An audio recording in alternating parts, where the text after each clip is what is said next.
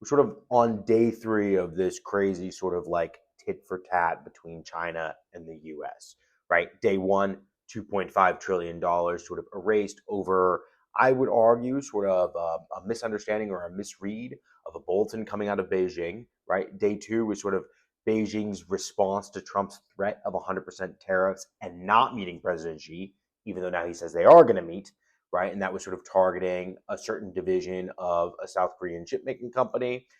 And now, sort of day three, Trump is coming back and saying, China has really hurt the U.S. soybean farmers because they have not been buying what they normally buy.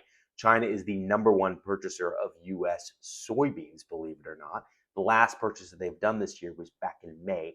Billions of dollars have been lost by the U.S. farmers. It's horrible, right? But anyway, blaming China on China for that, even though China was doing that as a retaliation against the tariffs that Trump was levying.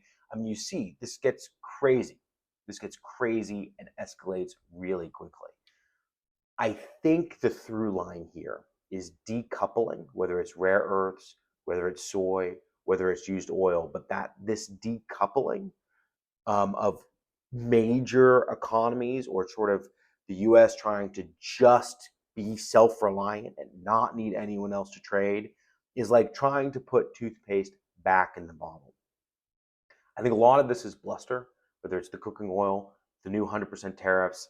I doubt that's going to happen for any prolonged period of time. We sort of already saw this all play out with tariffs even higher than that, and they sort of settled back down back in Mayish of this year, right? So again, they're going to meet in a couple weeks in Seoul, right? They're going to hash it out. They're both going to look for some win, and then they're going to take it from there.